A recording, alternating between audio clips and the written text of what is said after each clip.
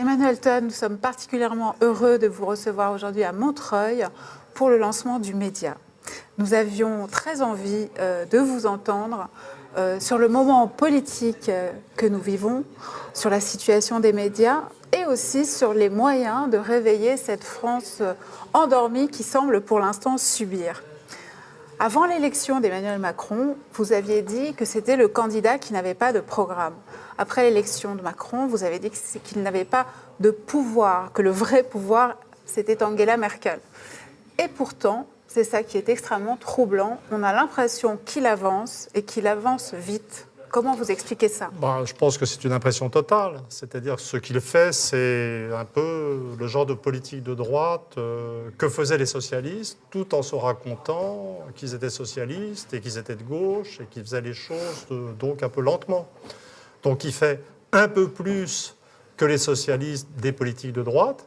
Et je pense que ça lui est permis parce que la réalité du macronisme, pour moi, il est dans l'électorat. Je ne m'intéresse pas beaucoup aux hommes politiques, je m'intéresse aux électorats. C'est une sorte, pour moi, c'est une sorte de coming out de droite d'un électorat socialiste qui voulait encore se raconter qu'il était de gauche. Et donc il y a une sorte de libération, donc une sorte de dérive à droite. Et donc on voit dans les sondages, ça marche pas mal, la fusion des électorats de droite et ex-socialistes qui se sont retrouvés en Macron s'opère bien. Mais pour moi, ça ne veut pas dire qu'il a du pouvoir. Parce qu'avoir du pouvoir économique, ça serait pouvoir prendre des mesures qui lanceraient la France sur une trajectoire positive économiquement. Et flexibiliser un peu plus le marché du travail en faisant socialiste plus ou droite moins, ou plutôt comme la droite, puisque les gens qui s'occupent d'économie sont les gens de la droite, chez Macron, ça ne va pas produire d'effets positifs. C'est-à-dire que, on a eu, je crois, hier, les derniers résultats du commerce extérieur, qui sont à 60 milliards de déficit, encore plus catastrophiques que l'année d'avant, et pour la raison extrêmement simple, c'est qu'un président de la République française, dans le cadre du système euro, n'a pas de pouvoir économique. La théorie politique nous dit que le président de la République française est une sorte de monarque constitutionnel le plus puissant d'Occident. Il a plus de pouvoir que n'importe quel chef de l'exécutif en Occident, que le président américain, que le Premier ministre britannique ou qu'Angela Merkel, par exemple. Et encore, il n'a pas encore utilisé l'article 16. Donc peut-être qu'un jour, on aura un coup d'État avec l'article 16 et que nous verrons la toute-puissance du macronisme. Moi, je ne sais pas. Je fais de la prospective politique de grande ampleur. On ne sait pas ce qui va se passer. Mais en termes économiques, il n'a pas de pouvoir, puisque l'État n'a pas le pouvoir de création monétaire. Donc la gestion est une gestion du déficit, strictement encadrée. Donc on peut agir à la marge sur le marché du travail, on peut faire augmenter les inégalités un peu plus vite, mais on n'obtiendra rien, puisque le gros de la guerre économique est à l'intérieur de la zone euro, puisque la seule solution pour la France serait d'avoir une monnaie autonome et de faire baisser massivement le coût du travail par une dévaluation. Donc il n'obtiendra rien. Et donc c'est pas juste Macron, c'est en fait toute la politique française est devenue une sorte de faire-semblant. Je vois bien que les journalistes font comme s'il y avait une vie politique en France, comme si la France était une nation, comme si la France était une démocratie. Mais il y a une sorte de refus de voir intellectuel, ou peut-être de déficit intellectuel, et peut-être un déficit intellectuel qui atteint Macron lui-même, c'est qu'ils ne veulent pas comprendre, ce que tous les Allemands savent, puisque les Allemands ont de grands théoriciens de la monnaie, comme Knapp, qu'un pays qui n'a plus sa monnaie ne peut pas être une nation ou une démocratie. Donc on fait semblant. Moi, honnêtement, j'ai de plus en plus de mal à m'intéresser à ce qui se passe, parce que on se raconte qu'on est une nation démocratique. On se raconte qu'on a une vie politique qui a un sens. Et les journalistes, ou la plupart des journalistes, et la plupart des hommes politiques ne veulent pas, ou ne peuvent pas, admettre devant les citoyens que nos élections... je donne tout le temps l'exemple des élections danoises de 1943. Vous savez qu'il y a eu des élections au Danemark en 1943. Donc la Wehrmacht était dans le pays. Mais les Danois ont eu le droit de vote. Et d'ailleurs, les sociodémocrates l'ont emporté avec 44% des voix. Mais on a voté, on a eu des gens. Évidemment, le gouvernement danois n'avait aucun pouvoir. Et les gens ne se rendent pas compte que sur un mode soft, apaisé si on peut dire, les élections qu'on a en France actuellement sont des élections où les gens peuvent voter, mais voter, ça n'est pas la démocratie. La démocratie, c'est voter avec un gouvernement qui a la capacité d'agir et qui réagit aux injonctions des citoyens. Donc, en un certain sens, c'est dramatique. L'autre jour, je me suis moqué de Bernard Guetta, mon frère de lait européiste, totalement azimuté, l'autre jour à Strasbourg. J'ai rendu avec beaucoup de plaisir complètement fou en disant que si la démocratie, c'est avoir pas simplement des dirigeants élus, mais des dirigeants élus qui font ce que le peuple veut, et pas juste être sympa, eh ben, la Russie est un pays plus démocratique que l'Europe. Puisqu'en Europe, on a des tas de peuples qui votent. Vous avez dû rencontrer un grand succès avec cette réflexion. En principe, avec Bernard, ce qui est bien, c'est de... Comme on se connaît depuis tout petit, c'est d'avoir dit « Oh non, c'est pas possible, je suis sans voix ». C'est à Strasbourg, donc la salle était avec lui. Hein. Mais... Alors, une vie politique française paralysée peut-être, mais le sens véritable de l'élection de Macron, c'est peut-être tout simplement une classe supérieure française qui domine désormais ouvertement, qui assume cette domination. Et c'est peut-être ça à quoi on assiste. Mais qu'est-ce que vous appelez classe supérieure ? Économiquement. Il ne s'agit évidemment pas de parler d'élite au sens intellectuel. Moi, je pense que c'est plus complexe et je pense qu'il y a un vrai débat à avoir au sein des forces contestataires sur l'origine du mal. C'est vrai qu'on est dominé par des interprétations économistes de ce qui se passe.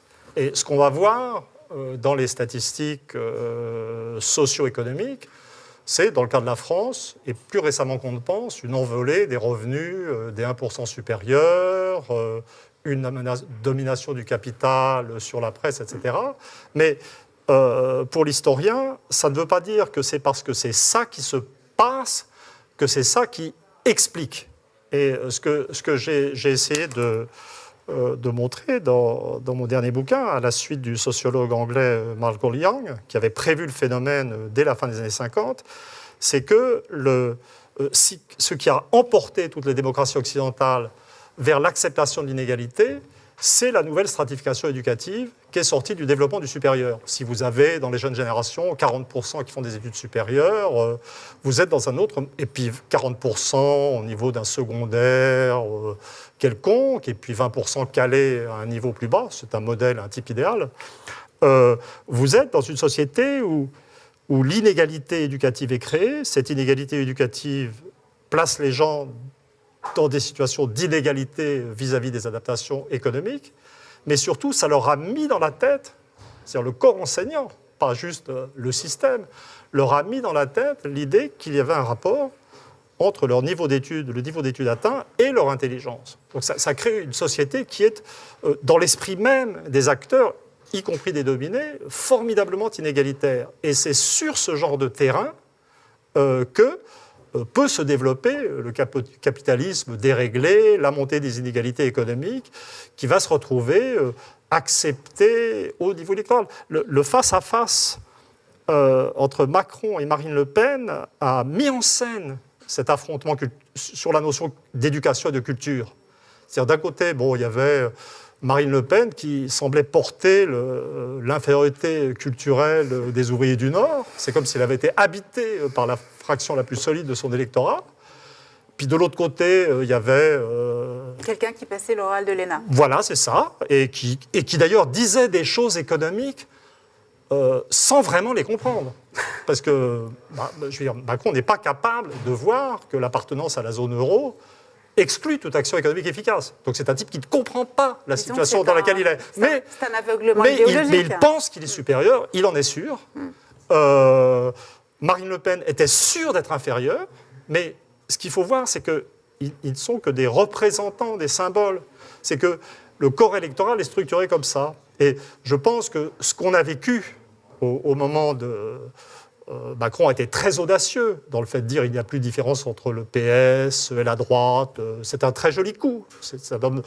Il a été servi par son appartenance générationnelle. Il ne voyait pas avec les vieilles lunettes. C'était pas... Vous voyez, par exemple, je pensais toujours, il y a un mec qui me fait rire, c'est Laurent Geoffrin, qui a une vraie personnalité de droite et qui se pense de gauche, et dont j'imagine que sa vie, depuis l'âge de 20 ans, ça a été de se réveiller en se disant qu'est-ce que je vais faire pour avoir l'air d'être de gauche aujourd'hui? Vous voyez, c'est comme ça que je l'imagine. Je me permets de dire ça amicalement, car nous savons que nous nous détestons. Et là, pour moi, c'est comme si des gens qui étaient définis par une appartenance au milieu supérieur, qui avaient plus à voir avec l'éducation sans doute, ces gens des centres-villes, des mégalopoles qui ont été décrites, ces gens-là faisaient une sorte de coming out de droite et cessaient d'avoir besoin de se raconter qu'ils étaient de gauche. Alors justement, c'est ça qui est important, c'est pas Macron. Pourquoi cette absence de solidarité entre les classes sociales? Est-ce que c'est la fin finalement de ce que vous avez nommé dans un livre, le catholicisme zombie? Ça fait partie des sujets sur lesquels je travaille. C'est-à-dire que le catholicisme zombie n'était pas du tout dans mon livre assez polémique qui est Charlie, mais je l'avais introduit dans le bouquin que j'avais fait avec Hervé Lebras, Le mystère français, et je l'avais introduit comme une sorte de correctif, une description extrêmement favorable des anciennes zones catholiques. Donc, comme j'avais peur qu'on dise que oui, le niveau éducatif est plus élevé dans les zones catholiques anciennes, le taux de chômage est plus bas, il faut une meilleure adaptation à la globalisation parce qu'ils gardent des traces d'intégration collective de type familialo-religieux. Comme j'avais peur qu'on dise ouais, ça y est, maintenant il va cirer les pompes des catholiques. J'ai pris un mot rigolo, catholique zombie. Alors ensuite, c'était pris comme une grave insulte, mais en fait, c'était un terme de reconnaissance affectueux dans mon esprit. Mais là, honnêtement, je suis en train de travailler sur des paramètres démographiques, des attitudes vis-à-vis de la sexualité, toutes sortes de choses culturelles, qui suggère qu'en fait, dans le mystère français, avec Lebras, et peut-être aussi dans cette histoire de manifestation fortement marquée, Charlie, par la trace du catholicisme, peut-être qu'on est déjà après ça, et qu'on est un cran plus loin dans le processus de décomposition. Et peut-être que la signification de Macron, la vraie signification de Macron, c'est qu'il est arrivé à ce stade suivant. Mais je suis gêné parce que je n'ai pas encore fini l'analyse, et puis en plus je ne la fais pas tout seul, et je ne peux pas encore citer... Ce serait une explication du vote massif des Bretons en faveur de Macron. Par exemple, oui, puisque quand on regarde la carte, il y a le pilier, il y a les centres-villes, avec les cadres professions intellectuelles, comment dit-on maintenant, cadres supérieurs et professions intellectuelles, ça va, dans mon souvenir, ça va jusqu'au CAPES, hein, comme catégorie. Hein. Donc, c'est vos démographes. Voilà, c'est plutôt les catégories de l'INSEE. Et puis, il y a effectivement la Bretagne. Mais la Bretagne, c'est une région, c'est de l'Ouest. Voilà, donc, mais honnêtement, je préfère être honnête. J'ai terminé un autre gros livre qui est sur l'histoire des 5000 dernières années. Et là, je suis en recyclage sur la situation française. Alors, mais je travaille. Autre sujet. Emmanuel Macron a parlé des intellectuels en fin d'année dernière, dans un hebdomadaire. Et il vous a cité, vous, Emmanuel Todd, au milieu de Michel Onfray, Alain Finkielkraut et quelques autres. Je ne sais pas si cette compagnie vous est agréable d'ailleurs. Et il a dit la chose suivante. Ils ne m'intéressent pas tellement, ils sont dans les vieux schémas, ils regardent avec les yeux d'hier, le monde d'hier. Ce sont des esprits tristes, englués dans l'invective permanente. Bon, pour ce qui est des esprits tristes, là, je pense qu'on ne peut pas lui accorder ça, vous concernant. Je suis totalement dépressif. Mon passage à la retraite m'a énormément atteint. Voilà. Non, qu'est-ce que vous inspire cette Alors phrase? d'abord, ça m'a énormément surpris et fait rire, parce que d'habitude, c'est moi qui insulte les présidents, et je n'existe pas pour eux. Et là, il était déjà président ou pas? Oui. Il était déjà président. Et donc, voir un président faire une frappe préventive contre des gens qui qualifient d'intellectuels, ce qui est faux dans tous les cas, pour des raisons très diverses. Qui y avait dans le truc? Michel Onfray, Alain Finkielkraut. Oui, moi, on est dans la catégorie essayiste. Hein, et moi-même, je ne suis pas à proprement parler un intellectuel, je suis un chercheur. Donc, il avait déjà ces catégories fausses au départ. Mais ça m'a beaucoup intéressé en tant que phénomène. C'est-à-dire qu'un président de la République défie finalement les gens de l'esprit, les gens de la pensée, les gens du livre. D'entrée, ça veut dire que le débat ou l'affrontement pour le pouvoir est mis sur le terrain de l'intelligence. et de l'éducation, etc. Et toute l'idée, toute l'espèce d'aura qui tourne autour de Macron, enveloppe cette notion d'intelligence. L'une des choses qui m'a beaucoup frappé, j'ai vu pas mal de journalistes à cause de mon livre, qui n'a aucun rapport avec le sujet, où Macron n'est pas mentionné, ou peut-être dans le post-script, j'en sais rien. Et donc il y a des questions de toute autre chose. Il y avait toujours des questions sur Macron, qui en plus m'avaient juste insulté avec les autres, donc il fallait que je réponde des choses, et donc je redis. Et c'était, comment dire, ce qui était intéressant, c'est quand je parlais à ces journalistes, je leur disais, c'est marrant, puis je disais toujours à peu près le même truc, en laissant, je disais, c'est drôle de sa part, parce que moi je trouve qu'il n'est pas bien fut-fut comme mec. Et ça, c'est rien. De toute façon, il a ses titres universitaires, j'ai les miens. En plus, ils ne sont pas comparables, puisque moi, mon titre le plus haut est anglais, donc on est hors catégorie, quoi. Donc on débat. Mais ce qui était vraiment fascinant, c'était la réaction des journalistes. Parce que, bon, quand j'insultais Chirac, nos problèmes. Quand j'insultais Sarkozy, nos problèmes. Quand j'insultais Hollande, nos problèmes. À part Hollande, tous des gens plutôt intelligents. Hein, quand même. Mais pour Macron, c'était comment? Vous n'y pensez pas? Comment pouvez... Et ça ne sortait jamais. Une fois, j'ai réussi à le balancer dans une émission de France 2. Léa Salamé n'a pas réussi à m'arrêter. Donc, j'ai réussi à placer mon message sur Macron. Il n'est pas bien fut-fut. Mais j'ai des arguments. Par exemple, je suis persuadé qu'il ne comprend pas l'économie. Et que c'est lui l'homme du passé. En fait, il dit des trucs. Moi, j'étais aux premières loges pour voir la révolution néolibérale anglaise. Puisque j'ai fait ma thèse à Cambridge... que mon fils aîné est resté en Angleterre, que j'ai des petits-fils britanniques, donc je suis. Et en fait, il parle comme les Anglais des années 1980. Vous voyez? Et donc, c'est vraiment bizarre. Donc, il y a cette idée d'un truc qui est construit autour des notions d'intelligence et de jeunesse. Mais on est dans les choses des constructions idéologiques. Maintenant, je suis tout à fait prêt à admettre qu'à titre personnel, je suis gratteux, en fin de parcours, ça ne me pose aucun problème. Alors, pourquoi les Français... Mais comme vous faisiez remarquer plutôt sur un mode jovial. Pourquoi les Français semblent aujourd'hui aussi apathiques? Ce président n'a pas été très bien élu. Il doit en grande partie son élection à la présence de l'extrême droite au second tour. Pourquoi est-ce que plus personne ne mobilise? Pourquoi est-ce que les organisations syndicales ont échoué à ce point? Alors, il y a d'abord l'analyse la plus profonde. Il va falloir renvoyer à des analyses en profondeur de style Christopher Lasch sur la diffusion d'une attitude narcissique, mais pas juste dans les catégories supérieures de la société. C'est-à-dire que toute la société évolue. On est dans un stade de l'individualisme tout à fait spécifique où les gens s'intéressent. Quand vous écoutez les gens parler dans les trains, j'ai fait beaucoup de trains pour des trucs, ou dans les bistrots, si vous êtes arrivé trop en avance pour prendre votre train, ce qui m'arrive assez souvent. Donc dans les trains, vous trouvez souvent des groupes de cadres totalement passionnés par ce qu'ils font, par des problèmes internes à l'entreprise dont ils parlent comme si c'était le centre du monde.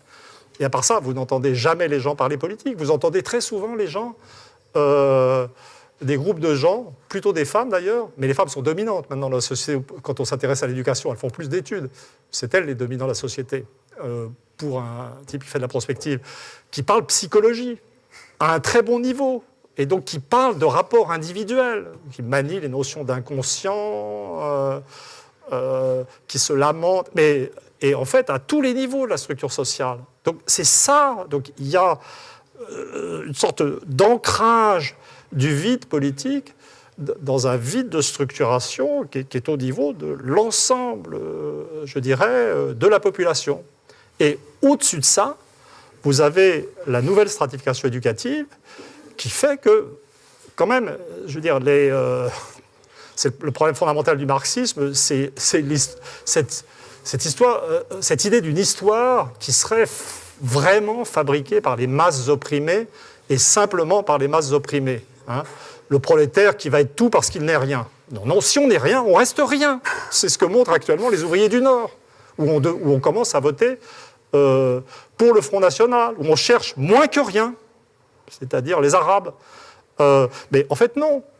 L'histoire n'est pas non plus dominée par 0,1% de gros capitalistes. L'histoire, elle est dominée par les classes moyennes supérieures, ou la petite bourgeoisie, ou tout ce qu'on veut. Et c'est ce monde-là qui, en plus, est défini plus largement et de façon sans doute plus arrogante par des études, pas par un petit capital, mais par des études qui font que les gens sont plus intelligents. C'est ce monde-là qui vient de s'émanciper par le vote Macron. Et qui est tous dans une sorte de... À mon avis, les gens qui n'étaient pas vraiment de gauche et qui voient, et qui se sont lâchés, qui ont échappé à cette espèce de contrainte psychologique, idéologique qui devenait insupportable, ils doivent se sentir bien. Mais en plus, c'est les vrais dominants culturels. Ça représente une masse centrale, c'est les centres-villes, c'est l'Île-de-France. Donc il y a tout un système de domination culturelle, évidemment transitoire, parce qu'on va déchanter, parce qu'ensuite on va être dans l'échec économique, la montée des déficits, la non-résolution du problème du chômage. Mais dans l'instant, il y a une sorte de souffle. Mais c'est... Et puis il y a d'autres facteurs, la population a encore vieilli depuis la dernière fois. Mais je vous dis, je me mets juste à l'analyse maintenant. C'est pour ça que je ne voudrais pas que ce que je dis là soit retenu contre moi. Je vous parle là, on est dans un cadre d'expression média, mais en fait je me comporte comme si j'étais dans un séminaire de recherche, en agitant des idées sans être trop sûr. Emmanuel Todd, dernière question. Nous sommes dans un média qui se lance sur un constat très noir, qui considère qu'il y a le pluralisme dans le paysage actuel n'existe plus. Un jour, vous avez déclaré que le journal Le Monde était un problème démocratique. La presse est un milieu que vous connaissez très bien. Vous êtes vous-même le fils d'un grand journaliste, passé par l'Express, l'Obs. Est-ce que vous attendez, qui s'appelait à l'époque le Nouvel Observateur, est-ce que vous attendez encore quelque chose des médias et qu'est-ce qu'ils pourraient faire, ces médias, pour se racheter à vos yeux? Je vois bien que la situation est très difficile, d'abord pour la presse écrite, il m'est arrivé de comparer la presse écrite, ou les problèmes des journalistes de la presse écrite, aux problèmes des ouvriers des usines de pneus qui espèrent terminer leur carrière avant la fermeture de la boîte, c'est-à-dire qu'ils vivent, donc ça crée un climat de docilité, en fait, appelons les choses. C'est-à-dire qu'il y a un niveau de risque dans la profession de journaliste qui n'existait pas du temps de mon père, puisque moi je suis un enfant de l'Observateur, en fait, à l'origine. Donc il y a ça qui existe. Sur Le Monde, bien qu'ils aient été plutôt sympas lors de la sortie de mon dernier livre, je ne vais pas me renier. Je trouve qu'un truc comme Décodex est un scandale. C'est-à-dire que le fait de s'ériger pour un journal, de s'ériger en juge d'autres moyens d'expression publique, est en soi-même une insulte à la notion de liberté d'expression et de pluralisme. Donc il y a quelque chose de vraiment dangereux. Mais pour des raisons personnelles, le truc qui m'a le plus frappé, et donc je vois bien pour moi-même, je suis assez difficile à saisir en termes de ligne politique personnelle, donc j'ai vraiment mis beaucoup d'énergie à me mettre mal avec tout le monde, mais c'est clair que je ne suis pas dans le camp des puissances établies. Et je vois bien que c'est de plus en plus difficile pour moi de m'exprimer. C'était dramatisé par le bouquin qui est Charlie. Je vois tous les gens qui m'aidaient à m'exprimer expulsés des journaux. Vous voyez, donc, je vois très bien. Donc je pense ça.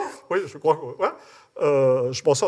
Et donc, voilà. Mais en fait, et donc je vois bien le problème général.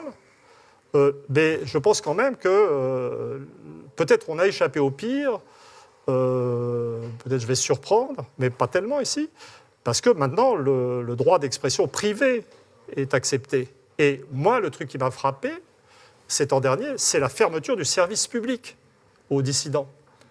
C'est Là, vous parlez des radios je parle de France Culture et de France Inter.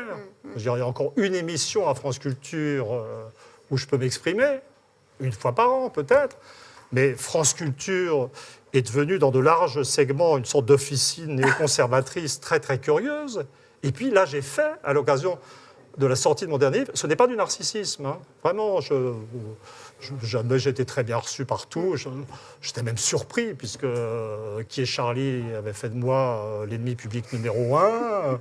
La sortie du suivant s'est fait très bien, de façon très agréable. Donc mon idée que les Français étaient un peuple peu stable mentalement, pour mon bonheur, a été confirmée.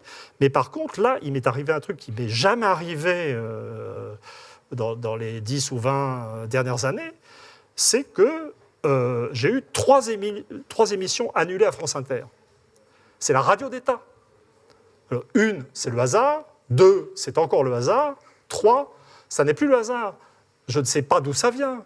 Je ne sais pas si ça vient... Vous voyez ? Et donc, le problème d'un pouvoir d'État qui s'appesantit... Donc, vous voyez, encore une fois, je ne pense pas en termes de capitalisme. Je vois les problèmes qui sont liés au capital dans la presse, etc. Mais des capitalistes, on trouve toujours un capitaliste cinglé qui tombera du bon côté. Un original, qui financera quelque chose de bien. L'État, c'est autre chose. C'est le vrai pouvoir. Et c'est pour ça que les capitalistes veulent tellement contrôler l'État. Et là, et quand j'entends les trucs de Macron sur le contrôle des fake news et que je vois les journalistes discuter de ça comme si ça posait le moindre problème intellectuel, alors qu'il est tout à fait évident que c'est une menace totalitaire ou autoritaire, pour rester raisonnable, voilà. Et donc mes craintes sont plutôt du côté d'un durcissement de l'appareil d'État. En fait, je vois venir le moment où je ne pourrai plus m'exprimer qu'ici, en fait, rejeté par l'appareil d'État contrôlant l'information par une presse au service. Voilà. Donc je suis très content d'être ici. Merci beaucoup, Emmanuel Todd, et à très bientôt sur le média, où vous aurez toujours votre place. Si Dieu le veut.